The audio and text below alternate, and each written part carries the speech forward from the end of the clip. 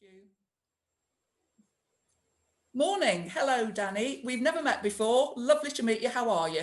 I'm good, and very nice to meet you too.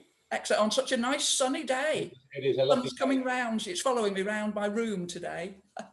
So how has it been? How has it been for you? Lockdown 1, lockdown 2, and now the run up to Christmas.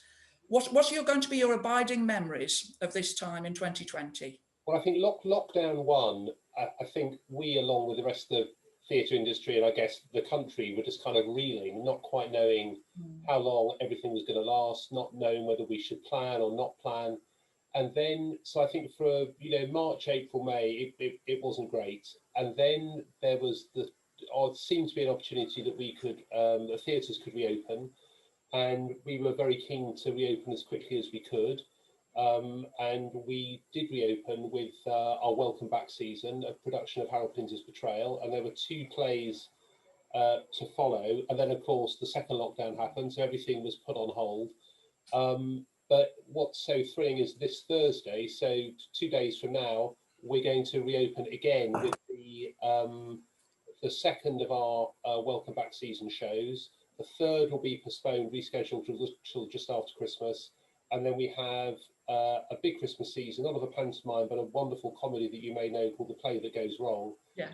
And then we're basically programmed right through to the end of March. So as long as we are allowed to be open as a theatre, we've got shows to show to people. We've got terrific COVID secure measures that everyone seems very comfortable with. I was going to ask, what are the measures? So I love the theatre. I come very, very often. What will I see different if I turn up now? The main difference is that everyone will be wearing a face mask, both the audience and the front of house staff. You'll have your temperature taken when you come into the building. You'll have masses more leg room because we've had to take more than half the seats off sale to maintain social distancing. But when the lights are down, apart from the fact that you'll have more room to stretch your legs and wear a face mask, it should be, the idea is it's exactly as if coronavirus had never happened. That's the intention, which was why we were keen to open in the first place. And as I say, over Christmas, all 3 of our venues will be open, the Main House, the Egg and the Eustonhof. And there's extraordinarily a stack of good shows waiting to come, later in the spring as well, because one of the perverse and possibly unwelcome benefits of what's happened is that there are a lot of terrific actors wanting to work who can't work because not that many theatres are open. So the theatres that are open have access to some great talent, which is good for us, will be good for our audiences. Doesn't at all make up for the general state of the theatre, of course. But we're just focusing on being open, getting the best talent that we can for our audiences to watch. I mean, it is, and it's hard to find a form of words that doesn't sound insulting to the people who are suffering hugely in the pandemic, but there are the odd bits of silver lining in some of this stuff that we've kind of got to grab onto, and there may be ways that we start doing things that you may want to continue even after the pandemic is over. Yes, I mean, I think for me, it's more that, there's nothing like thinking you're going to lose something to make you realise how much you want it and need it and what a value it has. So I think that's what we found with audiences coming back. It's like a thirst or a hunger that has been exacerbated by the fact they've not had access to it for so many months. So, well, I missed out on tickets when it first came out. I thought, oh yes, I want to see Betrayal. Went on, sold out. Yeah, I think it sold out within a day almost, didn't it? People really wanted to come, which was fantastic. And that actually is the case, not just in Bath, but in the West End, around the country, with those theatres that are opening. I think once people have got past the concept of face masks, social distance, all the rest of it, there's an amazing appetite for live theatre. Well, throughout the whole of pandemic, do you know, I mean, and I know it's not the same when it's being streamed or whatever. I think people suddenly got in touch with the fact that nature actually was really very important to them. And culture, whether it be art galleries or theatre or whatever, is important. And when you're boiling yourself down to the sort of the essence of the things that makes you a human being, and that, you know, people have got different priorities about what it is. Live sport maybe another. Whatever it is, there are some things that aren't in the Maslow's scheme of hierarchy high up. They're not the sort of the food or the warmth, but they're equally important to people's well-being, mental and physical. Completely right. And I think people, as you said, they'll realise that even more, you know, as all those things open up, not just in Bath but around the country.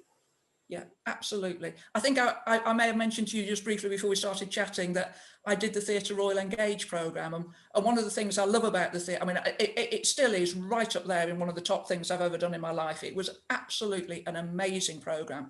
And one of the things I love about the Theatre Royal is you're not just the Theatre Royal, you're not just the main house.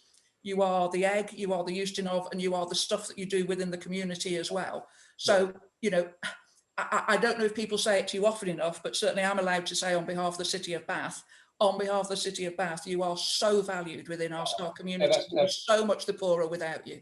No, that's kind of you to say. I mean, I've been here for nearly 25 years, and I know that just walking around the town, how the numbers of people say to me, when are you going to open, and all the rest of it. So, but it's a two-way thing. You know, I always think communities have the theatres that they deserve.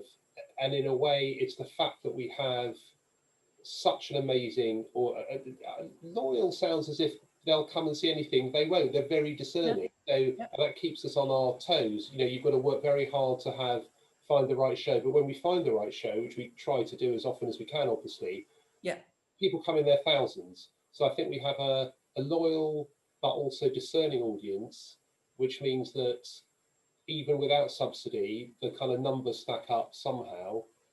And I always say when I give kind of audience talks, whenever I think, oh, should I book that very expensive but excellent show, which means the ticket prices are going to have to be a certain level, will people pay? And yes, they will. And therefore they get the fantastic show. The producers are happy because they're making money. We make enough money. You get more fantastic shows. I mean, that's the kind of virtuous circle that theatres, the right theatres and the right constituency can get into, and we guard that process very preciously. Brilliant, absolutely brilliant. And you and your team throughout all this, how have you been? Because the uncertainty must have been very wearing, and I did feel for you, because a bit like some of the other organisations such as the Holborn Museum, people are, you just kind of reopened, you just got into your stride again, and then lockdown 2 happens. How are you all feeling? Well, I think that all of my staff, including me, have had our moments, definitely. But I think, you know, that old cliche, which I always say to my children, you know, what doesn't kill you makes you strong. I think having been through lockdown 1, lockdown 2 was definitely irritating, but not fatal, because, you know, we knew the processes we had to go through to reopen. So no, I think in a way, you know, it reaffirms the pleasure in one's job when, again, you think, am I ever going to produce a play, present a play? And when you do and people come, it's even more fun than it was before. So I'm not trying to say for a second it's been an experience any of us would have wanted, but in that it's reaffirmed the importance to ourselves of what we do, it has had a value, definitely. Excellent, excellent. And what can the community of Bath do to help support you at the moment? At the end of this video, we can put up, you know, anything. So I'm guessing buy tickets is one of them, though if the previous is to go buy, it's buy tickets early, otherwise you don't get in there. What else is that we can do? Just come, but come. I've never had this notion that, you know, going to the theatre should be something, a kind of worthy act, that you're supporting a local amenity. It's not about that. We have to, I feel this so strongly, work to get your support, and the support is to come and see a show that you want to see. And if you don't want to see it, that's our problem, not your problem. So I think trust in the measures we have in place, because they are guided by the very, very best advice. We're going to make you as safe as it's possible to make anyone coming to see a show. So trust in that, and buy tickets. And if you enjoy yourself, buy more tickets and tell your friends. You know, I think that's how it has to be. It's not a kind of, we are a charity, but coming to us is not an act of charity. Coming to us is an act of, you want to go to the theatre to see a good show, and if we don't make it good enough for you, don't come, and then we'll have to make it better so that you do come. That's literally the only way it can work. I mean, I've been fortunate in that I've managed to, on 2 occasions in the last couple of years, I managed to secure stage seats tickets. So I did it for People, Places and Things, which was amazing. And I also did it for, and I should have, I always keep blanking on the name of the play, the political play. So I was flirted with because I was one of the backbenchers on the. You know, I know. Yes, I can't remember. Yes, I know exactly the one you mean. Yeah, yeah, yes, really famous play, and now it's just gone out of my head. That's in the House of Commons. Yeah. Yes, exactly.